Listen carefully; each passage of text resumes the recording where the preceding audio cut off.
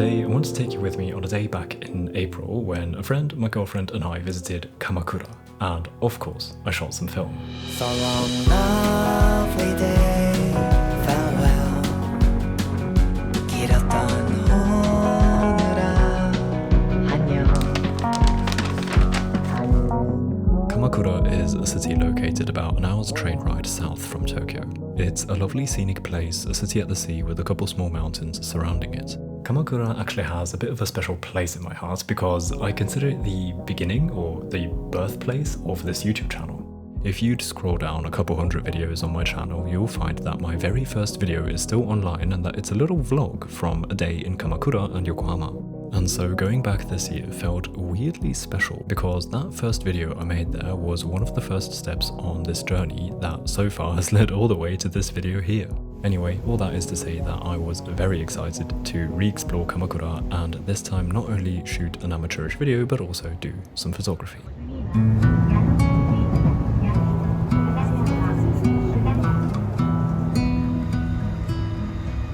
If I remember correctly, I had my Pentax K1000 with me, loaded with half a roll of expired Kodak Color Plus, and then, in case I'd need more, I had a roll of Kodak Gold too. So I was travelling with my girlfriend Melly and another friend who had come to visit us in Japan, and we didn't really have a precise plan. The plan was just to walk around all day and see what we find. Something Kamakura is known for is its wealth of beautiful old traditional buildings such as houses, temples and shrines. And so one of the first places we found ourselves in after leaving that train station was just that, and there was a lovely garden to walk through, and that is where I got this first shot.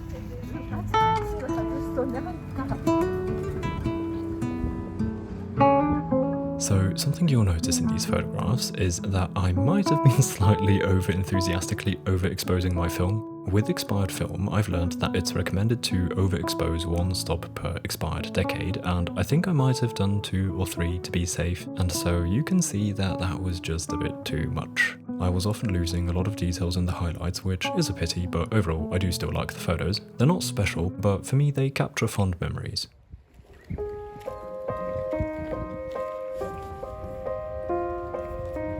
Here, I photographed the scene because I love these pots with water in them, which is a common thing to see in Japan. I don't know why, if there's some tradition or meaning behind it, or if they just like it, but I certainly love them, and so naturally I tried to find some compositions with them in frame, and I think this one worked out very nicely. I recently talked to you about my difficulties with vertical compositions because I can't find a way to fill the top and the bottom. However, here, I think it worked out wonderfully with the pots in the foreground that then lead to the gate, and then the top is filled and decorated by the tree.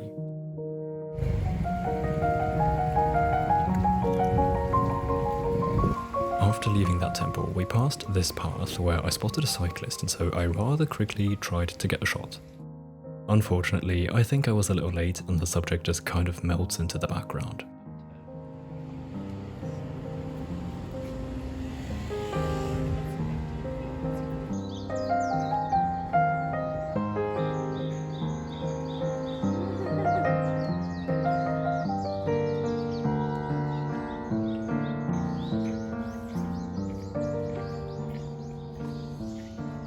Next, we walked a little further and then found a path that led us to a beautiful temple that seemed a bit overlooked. There were barely any tourists around, even though it was so beautiful. It was surrounded by a forest and very quiet and peaceful. The lighting, however, was a bit tough to work with at this time of day, so I wasn't shooting so much, but I did get a photograph of this scene, which I think turned out pretty well. I enjoy compositions like this one that are fairly simple and feature more than one subject which stand in a certain relation to each other, which as the photographer I try to find a decent balance for. In a photo like this one, I find my eye wandering from one point to another and enjoying the way the points of interest are balanced within the frame. Sometimes I do a better job, sometimes worse, and I think here I did quite alright.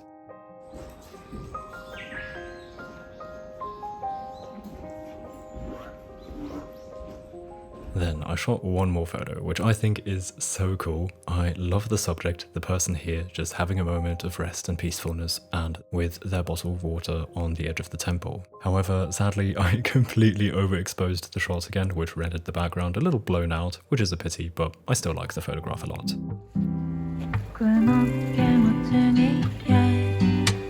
Baby bird and mama bird, 아련히 exploring Kamakura, I think it is quite normal to do what we were doing, which I suppose could be described as shrine hopping. Here we had come to the next shrine, which we wanted to check out, which had some gardens in the front with a pond in which there were some koi fish and some cute turtles swimming around. We came across this guy who had a sort of turtle snack to feed the turtles. I was fond of the scene and decided to photograph it, and I like it a lot. It's a simple scene, nothing complex going on here, but it serves the story well, which is what I wanted to capture here, so I'm happy with the result.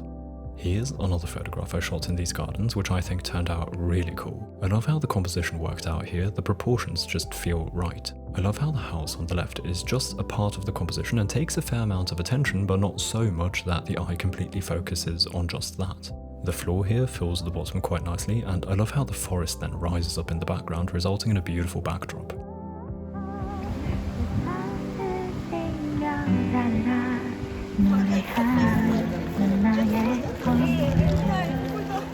And then I photographed one more scene, which however I can't show you on video because it was quite a fast moment and I didn't have time to capture video after shooting the photo.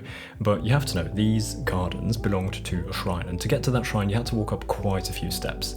And after viewing the shrine, we walked back down the steps and I saw this child holding the father's hand and enthusiastically jumping down one step at a time. And I thought it would be a really cute photo to get the two holding hands just in that moment as the child is in air between the steps. And so I tried it and got this. It's pretty cool, I find. It captures what I wanted and the feeling comes across, I find. I just would have loved to catch the moment in air, not this moment in between, but that's alright. Also, in the rush of trying to quickly snap this shot, I completely miscalculated my finger acrobatics on the focus ring, and so that skin color blur is, my finger. I guess I have no right to call myself anything close to a professional photographer now. Before we move on, I am very excited to present to you a new sponsor on the channel, which is none other than Squarespace. Squarespace is a great all-in-one website platform that we photographers can use for our portfolio, or any other website that we want to make. I've been using Squarespace for about 3 or so years for my portfolio, and one day when I make a photo book, I also want to have my online shop on my own website, which Squarespace has all the tools for. What's great in my opinion is the user interface, because someone like me who doesn't have much experience with website building can use Squarespace rather easily without needing to watch hours upon hours of tutorials. It's pretty self-explanatory. You can start off with one of their many templates and then from there customize that to your own needs and taste. Head to squarespace.com for a 14-day free trial, and then when you're ready to launch your website, you can go to squarespace.com/TeoCrawford to save 10% off your first purchase of a website or a domain. Thank you so much to Squarespace for supporting me in my work here. I really appreciate it.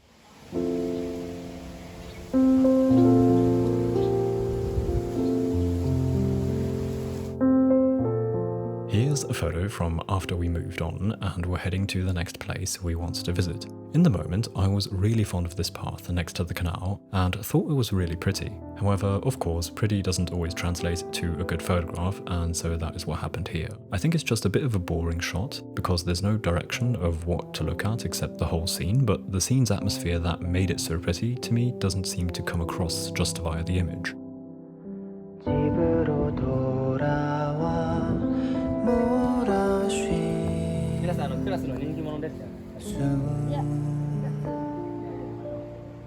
누군가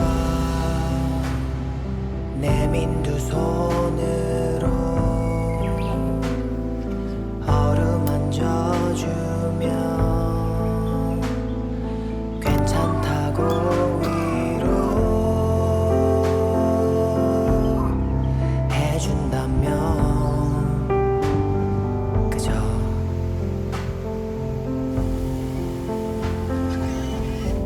Then we had a wonderful walk over a small mountain and saw many beautiful things that I would have loved to photograph. However, I didn't take any because they were subjects that just don't want to be captured. Do you know those subjects that sort of lose their magic once photographed? I often framed up a shot and then just decided to not press the shutter because I realized that it was not going to be worth it. However, after that, we were making our way to the probably most famous site of Kamakura, and the lighting was slowly getting a bit lower and I was loving the atmosphere of this road we were walking on. I framed up a simple shot and got this, which I think worked out.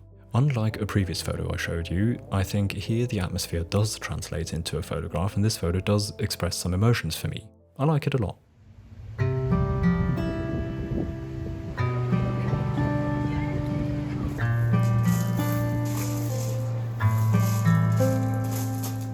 The famous place I was talking about is of course the great Buddha statue, and for some reason unknown to myself, I didn't film it, so I can't exactly show you anything except for the footage from that very first video on my channel.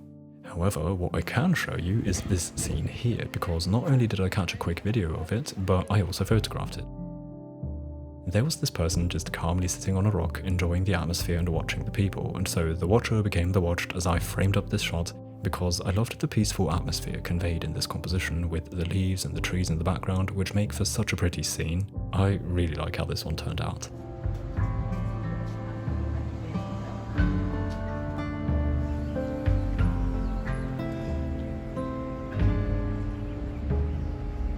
Later in the day, we came to the end of the city, to the beach. One of the first photos I shot was of this guy with a cool hat.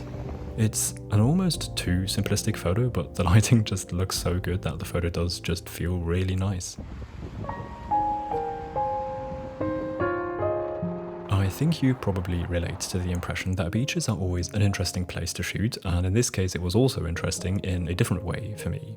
Even though Japan is a huge island plus many small ones, my image of Japan had never been in connection with the sea. I suppose that is because every time I've been in Japan, I'm based in the west end of Tokyo and then mostly explored places outside of Tokyo that, however, weren't located at the sea, such as the Nagano prefecture, where I once went hiking with my dad. And strangely, I also didn't go to the beach the last time I came to Kamakura. Hence, this felt like a side of Japan I didn't know, which was fun, and I shot a couple more photos.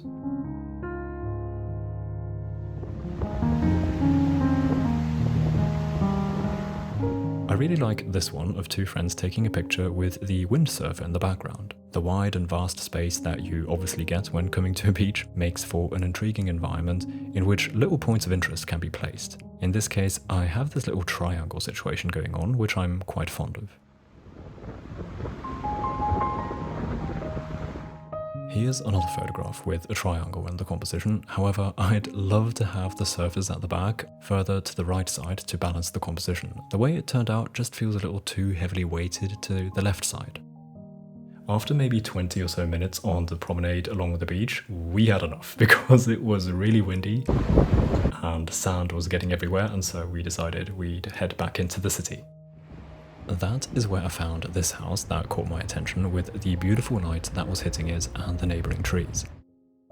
I'm quite happy with the photo I shot, but feel a bit mixed about the composition. It was pretty hard to find a good angle that felt right, and while I can't pinpoint what I don't like here, it doesn't feel quite right. Nevertheless, the lighting hits and makes the sea just so beautiful.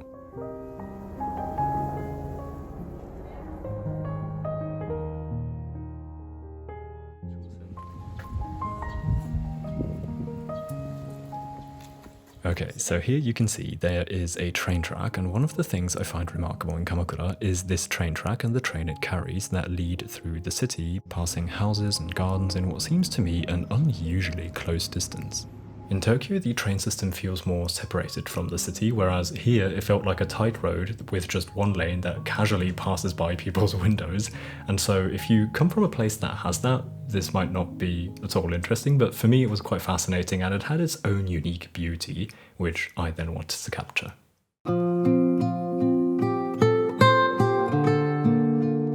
One of the angles I could shoot was the pedestrian's view when walking through the small streets of Kamakura and then crossing the tracks. I waited for a couple minutes to capture a semi-slow shutter speed shot of the train passing through, and I think it turned out beautiful.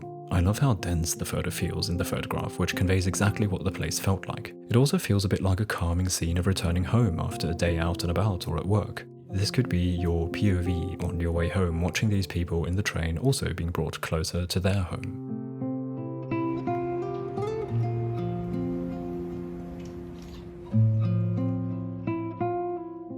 Lastly, here are two more photographs to capture the tracks I was talking about. I love them both for their own unique attributes. This one is cool because it shows how the train literally passes the residents' windows, but I like how in this one you see a little patch of forest in the left and then the distance of the tracks as they just zoom towards the horizon in a straight line.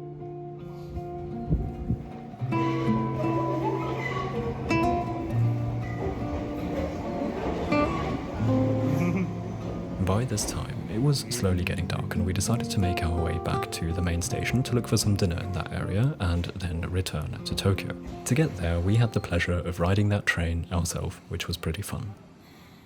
Anyway, that concludes the photos from this day. I'm so happy that I got to visit Kamakura again and sort of re-explore the place, because I kind of fell in love with it a second time, because I knew that I loved the place, but as I was there, I found myself in awe and thinking, oh wow, I really, really like this place.